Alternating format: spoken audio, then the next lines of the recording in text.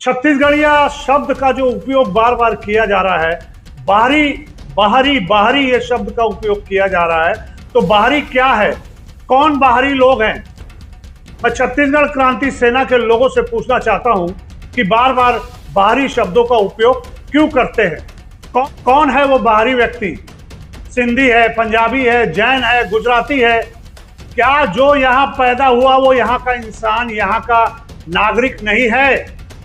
जो थाना होता है वो उनका घर होता है, उनका मंदिर होता है, और उसका बार बार कोई अपमान करेगा, जिस प्रकार छावनी में किया गया। वहां टेबल कुर्सी पे चढ़कर बवाल किया गया, और वही हाल यहाँ पे होने जा रहा था स्मृति नगर चौकी में। तो 2-4 दिन पहले जो मुद्दा स्मृति नगर चौकी में उठा था, स्मृति नगर चौकी का जो घेराव हुआ था, वहां पर भी सत्य प्रकाश तिवारी सीएसपी पर इन क्रांति सेना के लोगों ने बाहरी होने का आरोप लगाया, और बार बार यही बात कही गई कि छत्तीसगढ़िया लोगों के साथ दुर्व्यवहार किया गया। जिस व्यक्ति ने यहाँ पढ़ाई लिखाई की, यहाँ पर अधिकारी बने हैं और पूरा जीवन यहीं पर बिता दिया, वो कैसे बाहरी हो गए? बाहरी शब्द का उपयोग आप क्यों कर रहे हैं? आपकी लड़ाई थाने से है, आपकी लड़ाई अपने मुद्दे से है। आप मुद्दे से क्यों भटक रहे हैं?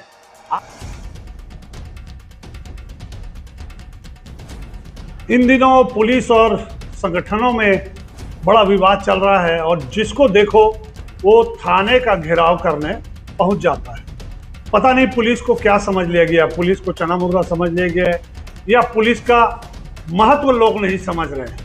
और जब अधिकारी कोई अपना काम करता है तो उसके ऊपर बहुत बड़े बड़े आरोप लगा दिए जाते हैं। स्क्रीन में देखिए, आपके बगल में एक टैग चल रहा है, छत्तीसगढ़िया समाज का अपमान नहीं सहेंगे। ये कह रहे हैं वो लोग जो स्मृति नगर थाने का घेराव करने पहुंचे थे। और आगे क्या लिखा है? वर्दी उतार दूं तो 1760 छत्तीसगढ़िया को निपटा दूंगा।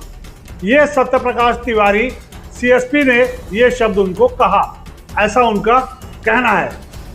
और छत्तीसगढ़िया समाज को डराने, धमकाने और अभद्र व्यवहार करने वाले अधिकारी तुरंत सस्पेंड करो। तो ये टैग चल रहा है सोशल मीडिया में उस अधिकारी के खिलाफ जो अधिकारी अपने अधिकार की बात कर रहा है। आज किसी अधिकारी के थाने को अगर घेरा जाएगा और उसे प्यार से कहा जाएगा कि आप आ जाइए, 4-5 लोग अंदर बैठ के बात कर लीजिए, तो आप नहीं जाएंगे और अपनी मनमानी करेंगे, तो अधिकारी क्या करेगा? बल प्रयोग नहीं करेगा क्या? उन्हें नहीं भगाएगा? थाने में बहुत सारे लोग आते हैं, थाने में कई लोग आते हैं जिन्हें एफआईआर करानी होती है, कई काम होते हैं, थाने में लोग पहुंचते हैं। इस प्रकार की हरकतें लगातार थाने में होने से थानों की छवि भी खराब होती है। तो ये जो टैग चल रहा है सोशल मीडिया में, इससे क्या संदेश देना चाहते हैं छत्तीसगढ़ क्रांति सेना के लोग? छत्तीसगढ़िया शब्द का जो उपयोग बार बार किया जा रहा है, बाहरी ये शब्द का उपयोग किया जा रहा है। तो बाहरी क्या है? कौन बाहरी लोग हैं? मैं छत्तीसगढ़ क्रांति सेना के लोगों से पूछना चाहता हूं कि बार बार बाहरी शब्दों का उपयोग क्यों करते हैं? कौन है वो बाहरी व्यक्ति? सिंधी है, पंजाबी है, जैन है, गुजराती है? क्या जो यहाँ पैदा हुआ वो यहाँ का इंसान, यहाँ का नागरिक नहीं है? क्या वो छत्तीसगढ़िया नहीं है? क्या आप बार बार छत्तीसगढ़िया शब्द का उपयोग करते हो, बाहरी शब्द का उपयोग करते हो? क्यों जबरदस्ती लोगों को बाहरी बोल रहे हो? सबसे पहले तो आप लोग इस बात को खत्म करो, बंद करो बाहरी शब्द बोलना।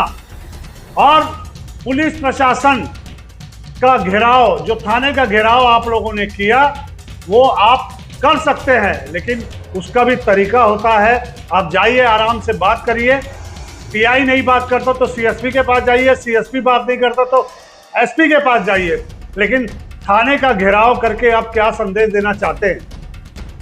आपके साथ उस समय जो व्यवहार किया गया अधिकारी द्वारा, सत्य प्रकाश तिवारी द्वारा, वो बिल्कुल सही है हमारे हिसाब से, क्योंकि जो थाना होता है वो उनका घर होता है, उनका मंदिर होता है, और उसका बार बार कोई अपमान करेगा, जिस प्रकार छावनी में किया गया, वहां टेबल कुर्सी पे चढ़कर बवाल किया गया, और वही हाल यहां पे होने जा रहा था स्मृति नगर चौकी में।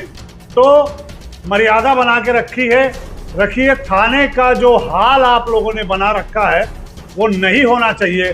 पुलिस वाले भी इंसान हैं, पुलिस वाले भी आप जैसे ही इंसान हैं, उनका भी सम्मान होना चाहिए कि आप मुंह उठाए कुछ भी आप कर लेंगे, ऐसा नहीं होता। और आप बार बार जो बाहरी शब्द का उपयोग कर रहे हैं ना, उसे बंद कर दीजिए। अगर दूसरे लोग भड़क गए ना तो फिर वही हाल होगा जो अमित बघेल जी के साथ हुआ था।